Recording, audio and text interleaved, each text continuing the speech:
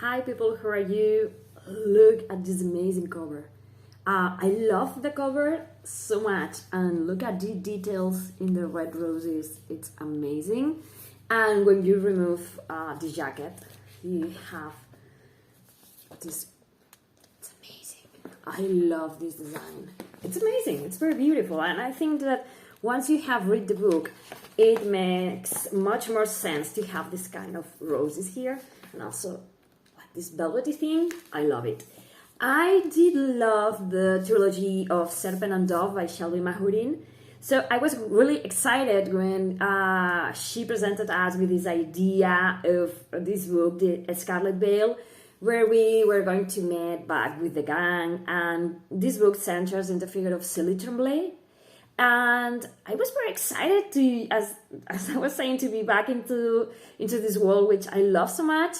And at the very beginning, I was like, I hated Jean-Luc, really, because she's trying to do her best. She's trying to be this chasseur, I'm not sure how to pronounce that, and she's trying to be the first woman in this man's place, in this man's job, in this patriarchy, and it wasn't helping that Jean-Luc was always trying to protect her by keeping her a part of everything. Like, you have to close yourself and be pampered and protected at all costs.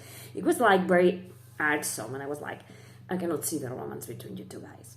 I can't. So when we get to meet our main character, male main character called Mikal, I was like, yes! I was rooting for him so hard because at the very beginning he is like this dangerous, very dangerous. It seems like he's going to be our evil counterpart. He's going to be, And I did love how the relationship between Célie and Mikal develops from enemies to lovers, and I did love that. And I think it's the journey they make towards being first enemies, then kind of being able to stand together in the same place without killing each other, and then this journey that brings them closer and closer, for me was amazing. And having someone who was rooting for Célie and seeing her strengths instead of seeing the parts of herself that she thinks are her like failures, because she rates herself for being soft, for being feminine, for dressing in gauze, and for being for crying and things like that. And I think that for me, it's what makes her human.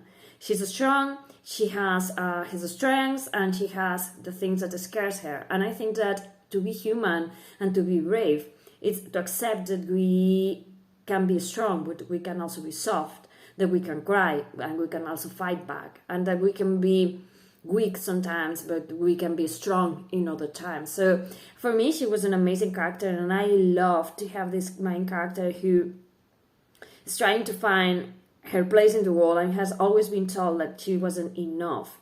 She wasn't enough, that it didn't matter what she did, that she was going to be weak.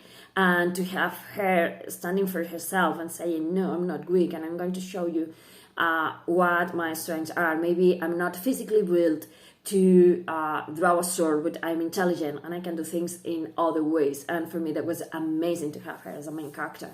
And also Mikal was like, maybe he was a bit more stereotypical because he was this dark, dangerous, very sexy vampire. So maybe he was a little bit more on the stereotypical male character who is there to protect the heroine. And the heroine, oh no. To protect Célie and to show her that she's able and that she's more than capable of, standing her own ground. And I love how much he is there to protect her and to show her that he can protect her, but he can also let her take the stage, so to speak. So yeah, we are going to be at the very beginning of this book. It's like this spy detective movie going on in here, because we are going to be there is this supernatural creatures that have been drained of blood, and it looks like they have like 2 puncture marks in their neck. So it looks like it's going to be a vampire. They're going to be fighting against a vampire. So Célie and the Chasseurs at the very beginning are hunting this creature, and Célie is abducted by a vampire, and it looks like this vampire is the one that's guilty. And we are going to be learning a lot of things about vampires And I think, yeah, we were missing vampires. We had like werewolves, we had like melusims, we had witches, we had hunters, we had different things. Yeah, vampire was missing. So yeah, I do love to have this figure here, and I do love to see like different kinds of vampire that we are going to be finding in this book, and also we are going to be having ghosts. And I do love what the author did here in this book. Honestly, I do prefer the original trilogy so far. Because for me it was very revealing, and I did love the chemistry of the different characters and the different couples that appear. I do love the chemistry that we have here, and I love, as I say, Célie as a character, but maybe the story was a bit too predictable in some places, and it was very easy to see who was going to be the main evil character, so to speak. And there were some twists that I wasn't expecting. The ending was like, and now I need to know what's going to happen, because it ended in a way that's like, oh my god, I need to know more about this character that writes the epilogue of the book, because it's going to be amazing. I know it's going to be amazing. So if you did love the first trilogy, you are going to enjoy this one. You're going to enjoy to be back into this world, and you're going to be amazed about the expansion, so to speak, new places, new creatures, new lures that we're going to be finding in this one. Also Célie, as I say, for me, it's an amazing one character.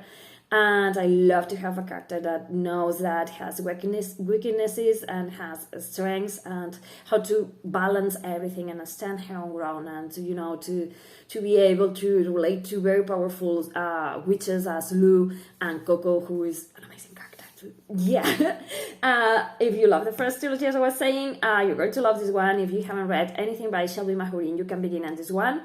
But it will be, I think it will be better if you read the first trilogy first, because it will be like, this one, it's like a spin-off of the original material, but I think that it can stand its own ground if you want to begin with this one. So yeah, it has everything. And also I love how we continue to have women who are the ones who are moving the story forward, the ones that are daring to do new things, and how the male counterparts are there to support them rather than telling them that they cannot do things. Just look, I'm looking at you, you were like a horrid boyfriend.